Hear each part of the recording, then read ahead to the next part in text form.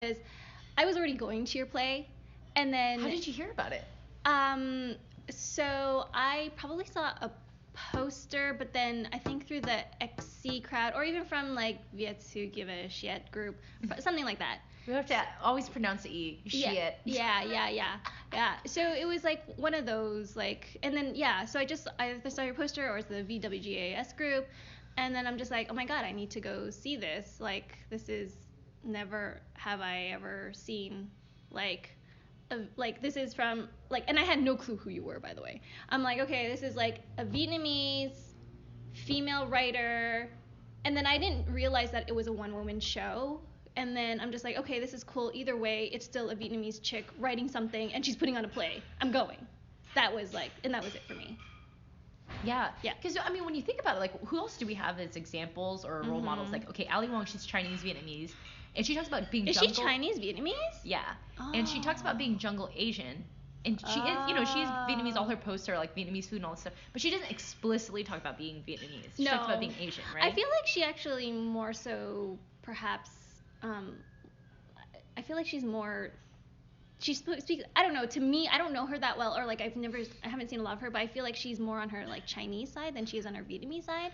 That's what I feel from her. But I'm not like, I don't really follow her that often. Yeah. Because like I didn't even know she was Vietnamese. That's right. So right, we have Ali Wong. Then we have like Viet Gone from Nguyen. He like created this like musical show thing, and it's like getting a lot of traction. Okay. And it's like a rock musical about the Vietnamese refugee experience. Mm-hmm. Okay, great. And then what do we have? Like Miss Saigon. Like what do we have that are like depictions of the story, right? And also like stories that we want to tell in our way, and then it's like, what do we have? Nothing. And I think when I was I just got reached out to actually adapt the novel, The Best We Could Do. Have you heard of The Best We Could Do? Yes, I want to say yes. Yeah, so it's a graphic novel about T's refugee boat experience. Mm-hmm. And I got reached out by the Seattle Central Library and Phuket Theater. Yeah. And they said, hey, can you adapt this to do a live stage reading? Up. And she's going to be coming actually mid-April, and I will be playing her character. And so I was like, God. When people give me opportunities now, it's just, I just say yes. Because now I have a keyword, which is I'm Vietnamese, and I'm woman, and I'm POC, right? And then the question is like, how many people do you have? And then we needed actors, and I said, hey, I really want Vietnamese actors to play this, because there's pronunciation stuff, but I also just want Vietnamese people to tell the Vietnamese story. That's awesome. And then we made a short list with the director. Mm-hmm. Guess the number of Vietnamese actors and actresses in Seattle. Including you and me sitting right here? Yeah. Like, I actually don't think I know any. Well, actually, no. Sorry. One, Annie Kwok. So I would say, like, Vietnamese female actors, I would say, like, I know less than a handful. Right. So the short list of male and female was 10. Yeah. And then she said, that's more than Japanese. Like, what? That's more than Koreans or something. Shut up. Yeah. And it was like, it's like basically Filipinos, Chinese, and Vietnamese are the most, and that's a lot, right? 10. And then so I started realizing, because, at first I was just like, I just need to do this. Like, I don't know why I need to do this. Especially like the whole concept of like having kids and am I ready for it? And I just really wanted to make sure that I did this and I did it right and I would have no regrets and I wasn't standing in the shadow and telling my kids, do whatever you want. Like, believe in yourself when I didn't. And honestly, the way the show turned out and all the community tickets we were able to give, the way the story went, the production, like, I'm happy. Like, I'm ready to go. Like, dude. Yeah. But so wait. Let me talk about that and then tell to you about something else. Okay. And so like, but then when we're doing things like making the short lists for this adaptation, or like I'm trying to figure out who are other role models that I can learn from, I am realizing that I'm actually at a forefront of doing something. And I never thought that, actually. I thought like acting's a dime a dozen, like, oh, it's too saturated of a market, like, who am I to even try this?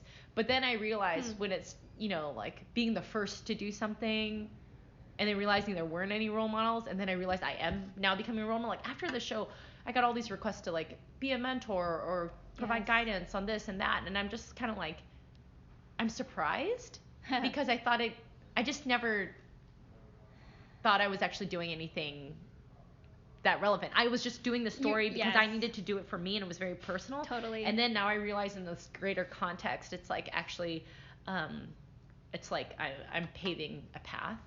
You know, and there are trailblazing. You know, and there are like women that I can look up to, or Asian women to look up to, but in terms of like Vietnamese American women, or just Vietnamese in general, it's just like who do we have, you know? And I was just like, oh, I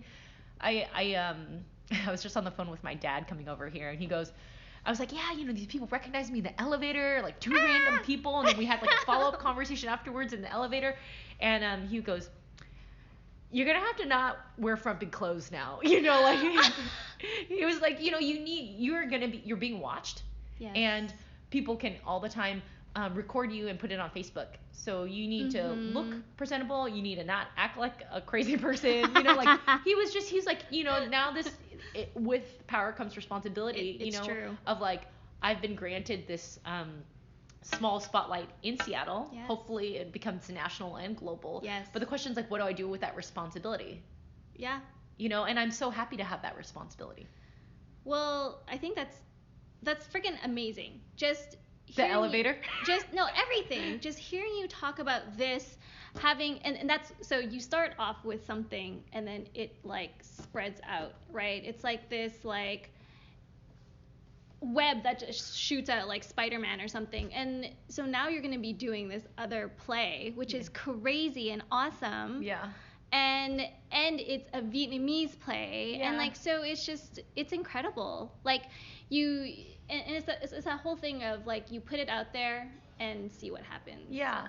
And you know, I'm involved in a number of other projects that are, you know, still solidifying. We still have to write contracts, but you can in the future see me at different festivals that are non-theater festivals, and also museum exhibits, and there's just my goal right now isn't to be the best Shakespearean actor or well-trained actor. Like, that is not my goal. I don't want to be in a lot of productions. I want this story to be shared across multiple mediums around the world. And it's not just theater, because theater's not scalable. And it was intimate, and it was beautiful, and it was powerful, and I'll still do it. But when you look at all of this that's available, like digital shorts or podcasts or you know, ebooks, film, there's so many mediums to tell a story, and each one's going to have its like pros and cons. But I need to be able to share this story and touch those lives, and like, you know, I'm not sure if you were able to process a show with anyone you came with, but when after the show, I stand there and I receive people. Like, I feel like it's like a funeral and a wedding at the same time. And people are sharing their very personal stories with me. No. Well, as soon as I saw you afterwards, I'm like, yeah, my mom died too, dude. I had to take her off of her like life support system too. Like, like, you know, and it's like, so you know, for a long time I was feeling anxious that I'm like, dude, it's like my dirty laundry about my mom and our family. Like, is this even respectable to do and honorable? And I went to go see a spirit channeler last May when I was retracing my mom's last day. And after I had verified that it was my mom actually talking to me, I asked, should I stop? And she was like, oh no, like, this is about everyone else. This is not about you. This is about everyone else and about the healing of everyone else. So we're going to do this together. And in that kind of framing, it totally gave me the total freedom to fucking do it. You know, because this isn't about, yes, I am the only one on stage. Yes, I'm the main spokesperson for it. Like, my mom can only say so much on the other side. But this is about when people walk out the door, have we created an opening of possibility for them to look at whatever resonated for them in the show? About their own body stuff, about their own parent-child relationships, about the intergenerational trauma that they've experienced, about the sadness and the distance of, you know, a relationship they have in their lives, or also the life they want to live. You know, what kind of conviction do they wish they could step up to in living their lives to be more intentional? Like, whatever that looks like, great. and I've heard the entire spectrum. Like, people tell me what it means to them, and it's, you don't have to be a Vietnamese female for it to resonate with you. And that's why after, I did 9 shows, and it's kind of like, I have an MBA, and you look at this and go, is the product working? Like, what is the customer experience like? How's the customer satisfaction? What can I do to keep iterating on it? And I see the power of it, like, there is ugly crying happening in the audience, right? And it's great. It's just totally great that it can create this opening and this safe space to emote. And men are crying. Yeah. And I thought that was fabulous. And like, as a stand-up comic, right? I started in stand-up comedy about, I guess it was 2011. Okay. So 8 years ago. And it was because, why do I start it? Why did I do it? It was because of the Mayan calendar, right? If the Mayans were very smart. They were very smart, and they were like, hey, it's going to be the end of the world in 2012. And so I asked myself, hey, if I'm going to die, what's my only regret? Like, got to live out the regrets. And I realized that it's this constant desire to perform. And like, really putting myself out there, and like, people would come over for dinner parties. And I was always entertaining. Like, I'm always on. And I thought, if I didn't really see, could I do that beyond my close circle of friends who are supposed to be nice to me? Does it actually work? And then I started stand-up. Wow.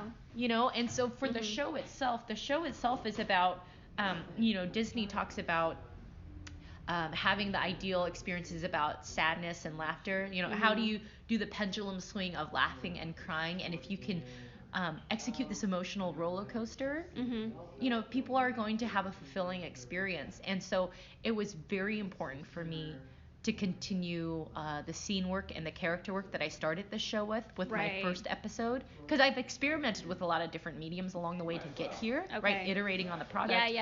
And like, and I've landed at this place, and the pendulum swings very slowly at first from laughing to crying in the beginning of the show, but after the first third or the first half of the show, it vacillates faster and faster and faster. To allow, it's like mimicking the pattern of lungs breathing. And about like creating that space to go deeper. But you have to like ease people into it. And so it's so this is like a mathematical equation then that you've it's a formulation. I mean, no one wants to go to a show. Like, how unsexy is it to be like, hey, you want to go out to dinner and like go watch a show about someone's mom dying? Like, it doesn't seem like it's gonna be that entertaining, or it's just gonna be sad. And so it's like, actually don't advertise that it's essentially a comedy too, right? I don't do that. I like it to be a pleasant surprise with folks. Right. But I just think, like, after my mom died when I was 11, it's like this intense sadness that I felt in my life. It was this great gift for me to also experience intense joy. Like, it was after that there have been many moments in life where I'm just like experiencing this total joyful moment, and I'm just crying tears of happiness, and it freaks out people around me. They're like, are you cool? Are you cool? And I'm always like, no, I am cool. But it's just like, my soul to experience that, it's just giving me range, right? And so I want to do that for audiences, is to give them that full range and also recover and keep going deeper with me in a safe way.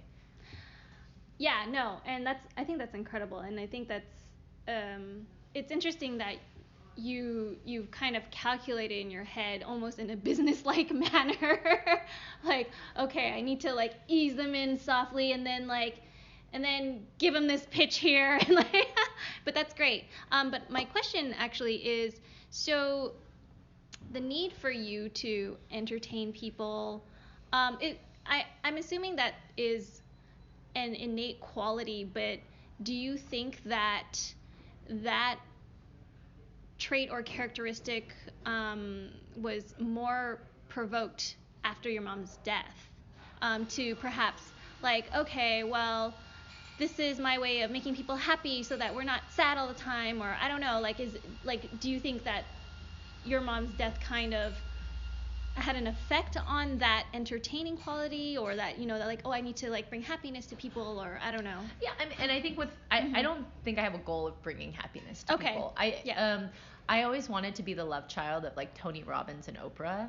Like I really love reflection. I love, if you go into someone's bookshelf, you're going to learn a lot about them. And mine's are a whole bunch of like spiritual, personal growth books. Wow. Like I've always been interested in that. Okay. But I've always wondered this, like, if my mom hadn't have died, who would I be like? Right. Or like, what would I be like? And so Right. I've got this moment of time of 6th grade when she dies. So Yeah. who am I before 6th grade? I am in the Girl Scouts. Yeah. And I am a hustler for badges. Like, I want to get all the badges. And it was making the advisor really stressed out, because I would get like 4 to 5 badges every meeting, and all the other girls would get like one every quarter that they would do with the group. That's the Vietnamese hustler in you. Yeah, I wanted the badges. I sold the shit out of the cookies. Like, I got like all these like branded, like whatever the year, like it would be like unicorn. You're a unicorn cookie queen or whatever. And like I got like the cushiony thing that you would wear at the sports game that I didn't attend, like I got like the flashlight with it, like I was so intense about it. Yes. And so for me, being goal oriented and having that hustle and that boldness, I think that was really cultivated because I grew up in a nail salon. Right? And so it was like take care of the customers, because if we're running behind, you don't want them to get mad and leave. So I would like entertain them, ask them about their dog, like go feed their meter, make them tea and coffee, like instant Folgers, like that was just my daycare, right? Yeah, that was my upbringing. And so for me, I was a very social being. My sister less so. She was actually good at nails. I was terrible. They let me try a couple of times, and I was just clumsy, and they were like, okay, just let her like confirm the appointments, or like run the credit card machine. So like for me, being part of the hustle and that kind of boldness, like that's always been an innate part of me. Interesting. I would say after my mom died, then I really became altruistic. And so what I realized is, I remember after she died, I came back a week later, I like read all these books, and then my dad was like, take your time. And I was just like at home by myself reading books, and that was super boring. So I was like, okay, let's go back to school. I go back to school, and I have this like really intense moment where I'm sitting on the bench and I'm looking at all the kids play during recess, and I just can't play anymore. Like I'm like, what's the point of playing? And then I was like, well, Susan, you can't feel sorry for yourself, because if you watch on the news, there's kids out there who lose both of their parents, like all these international disasters, or they can't even go to school. So you should feel grateful that you still have one parent, and what are you going to do with that? And so I placed this huge burden on myself when I was 11, like, what am I going to do for the world? Wow. And then after that, I started getting involved in like student government and community service, because I thought like, I can't just like take up a whole bunch of resources on this planet, and when I was in these groups, like, I went to essentially all whites, when we moved to Northern California. Before then, it was like all black kids that I was hanging out with, or the whole school makeup. And then when we had opened our second nail salon in Northern California, it was all white kids, right? Yeah. And so I was always a minority, and I was always fine with that. I never knew anything different. Yes. But I always noticed the disparity between the cool kids and the not cool kids, or like kids making fun of the gay kids, or like if you're poor and like you can't afford stuff like me, like what do you do? How do you still get what you want? And so I kind of made it my personal mission to like do everything with a lens of social justice, And I was always like, like I did this one like drive of like, oh, like I'm gonna get like like all these shoes for kids in Africa. Like I was so naive then, but like we got like 1,000 shoes and like donated them to kids in Africa. Or like here's a penny drive. Like there was a hurricane in Nicaragua, like, and we like got $800 worth of pennies in middle school, and I organized like a battle of bands, and like you could stay 10 minutes after lunch and like go watch this like cool band, and like it was my way of like being able to interact with like cute white boys who were in bands, like I was always trying to figure out how do I create more opportunities for justice. Wow. Like at such a young age. Yeah. And it was like I was on boards then. I was on like statewide councils. Like I was doing a lot of stuff. Yeah. Right. And so I think it wasn't that I wasn't always bold, but Mm-hmm. who I was being bold about changed, right? Yeah. Because I found this clear realization of the inequity that is in the world.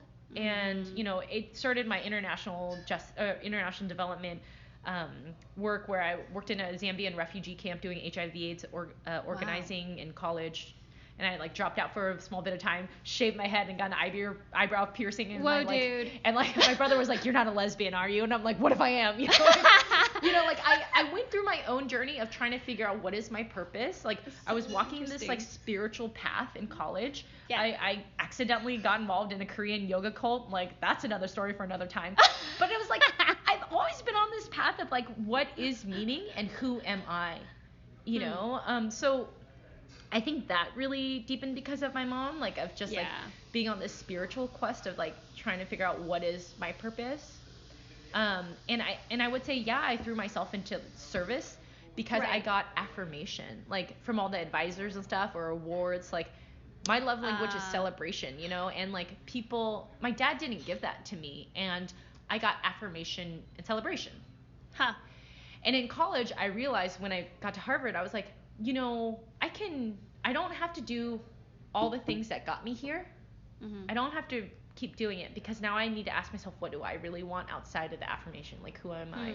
And I went to all these personal growth workshops and silent meditation retreats, and got involved with this Korean yoga cult, like, and wrote a senior thesis on it, 180 pages, Dawn Yoga, don't ever do it. But like, I am very surprised that I found myself here, because like when I was at Harvard, I actually did the vagina monologues my freshman year, and it was so exciting. It was so fun. And then I was so intimidated from like the general auditions, because all of my classmates were like already SAG actors, or they were already like in productions, and I wasn't a theater kid. Like if you asked me then, like, Susan, like, do you want to be like, are you an artist? Like, do you want to be in the arts? I would have been like, no. Right. That's not like, I'm here. I'm justice. I'm all about justice. I did all this like more community service, public service stuff. Yeah. And now it's like I have so much more clarity that for me, what drives me is the intersection of creativity, social impact, and entrepreneurship. Mm-hmm. I want the freedom to be able to create what I want in the name of justice. And it's now for a long time I would be pursuing one of the three and pursue it really hard, like entrepreneurship with the chocolate company, cool. Creativity, maybe it was just a stand-up, or like justice. I was in a refugee camp. I worked in India, Cuba, Zambia, Vietnam. Like I went on the deep end to each of these three, and then now I realize it's the trifecta of the three is my sweet spot. Huh. So I've been in my own boot camp exploring the three on its own, and I've been anxious the whole time, because the others will always be pulling me back, and then I'll have anxiety around it. But now it's like with my project, I think that's why I'm really motivated, and there's a lot of great traction around it, is because it's my sweet spot, and I'm saying the content has a purpose to it.